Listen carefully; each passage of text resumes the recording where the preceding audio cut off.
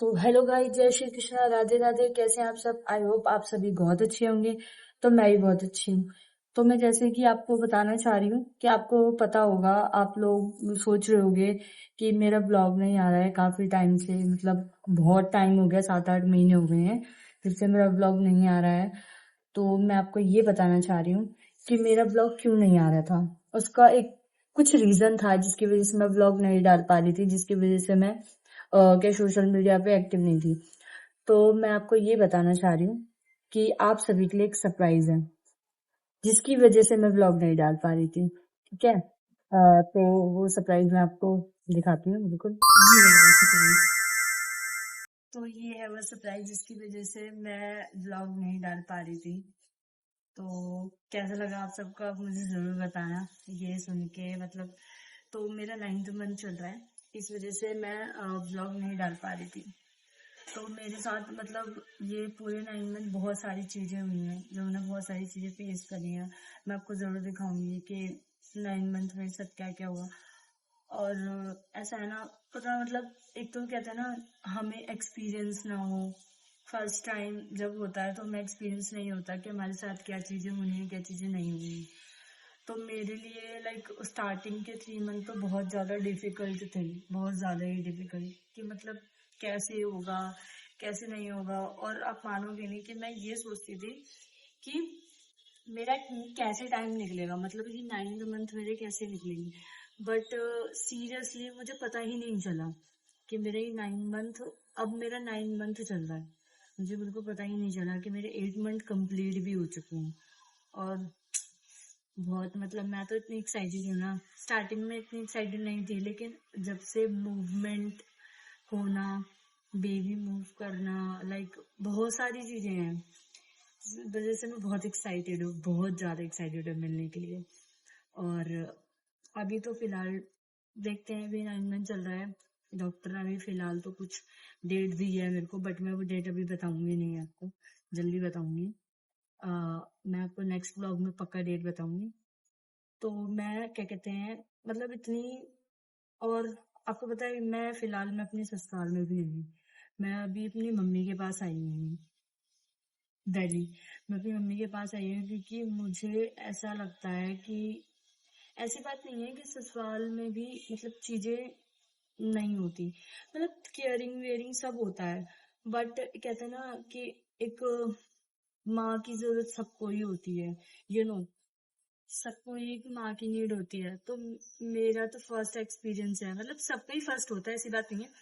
But first मैं ये चाहती थी कि मेरे फर्स्ट एक्सपीरियंस में मेरी मम्मा मेरे साथ हो। तो इसीलिए मैं अपनी डिलीवरी के लिए अपनी मम्मा के पास आई हुई हूँ। तो क्या कहते हैं, मैं आपको जरूर दिखाऊंगी कि इस पूरे 8 महीने में मेरे साथ क्या क्या हुआ है, मैं कितने बार हॉस्पिटल गई हूँ। और लाइक जरूर दिखाऊंगी।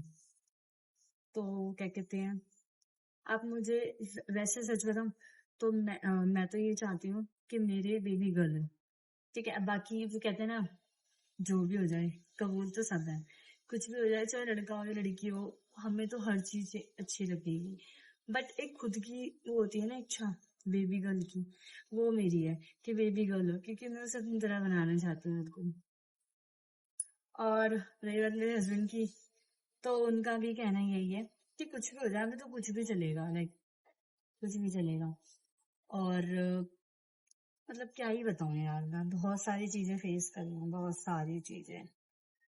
तो फिलहाल तो मैं आपको ये दिखाती हूँ कि अभी बाकियों के मंथ में, फर्स्ट से लेके ये 8 मंथ तक मेरे साथ क्या क्या हुआ। ठीक है, तो आप देखो। पानी की तो पता चल रही है। रोशनी ले रही है आंखों में।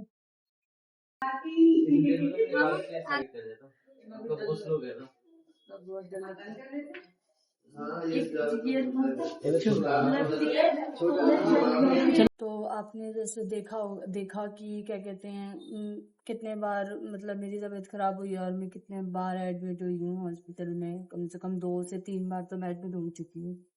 क्योंकि ये वो कहते हैं ना यार, सबकी बॉडी एक जैसी नहीं होती है, मतलब कुछ तो सबके सिम्टम्स भी एक नहीं होते हैं, सबके सिम्टम्स अलग होते हैं यार। मतलब हर किसी की बॉडी हर चीज फेस नहीं कर पाती।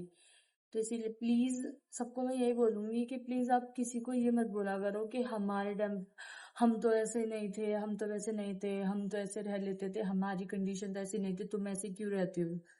प्लीज मत बोला करो। तो सबसे पहली बात तो मैं ये बताऊं कि मैं थोड़ा नर्वस हूँ। मुझे समझ में नहीं आ रहा कि मतलब क्या होगा, डिलीवरी कैसी जाएगी, कैसी होगी, कैसी नहीं होगी। I don't know, I really don't know.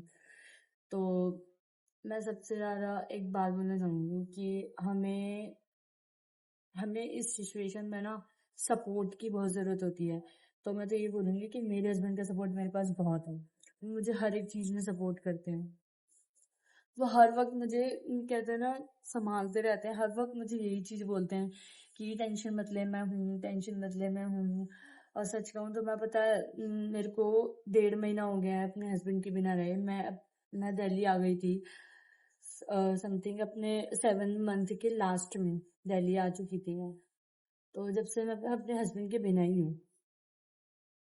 क्या करें। या तो फिर अपनी मम्मी पापा के पास डिलीवरी करवा दो या हस्बैंड को रख लो, एक चीज ही हो सकती है। हम लड़कियों को यही करना पड़ता है, सेक्रीफाइस करना ही पड़ता है। अगर मम्मी पापा के पास रहना हो तो हस्बैंड को सेक्रीफाइस करो, हस्बैंड के साथ रहना हो तो मम्मी पापा को सेक्रीफाइस करो।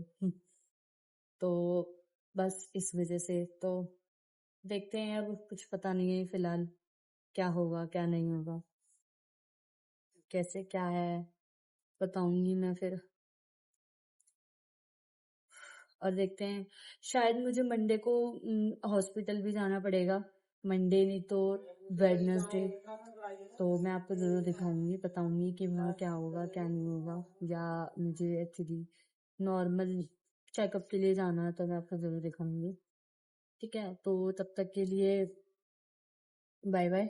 और मुझे जरूर बताना अगर आपको मेरी प्रेगनेंसी से रिलेटेड कुछ भी क्वेश्चन जानना हो ना, तो प्लीज मुझे जरूर कमेंट करना और सब्सक्राइब करना, लाइक शेयर करना बिल्कुल भी मत भूलना। ठीक है, और टेंशन मतलब इस बार मैं ब्लॉग लाती रहूंगी। मैं अब इस बार सारी चीजें दिखाऊंगी कि क्या हुआ क्या नहीं हुआ, क्या हो रहा है क्या नहीं हो रहा। अगर मैं भी नहीं रहूंगी तो मैं अपने हस्बैंड को पक्का बोलूंगी कि आप तक मेरी चीजें जरूर पहुंचे। ठीक है, तो तब तक के लिए बाय बाय।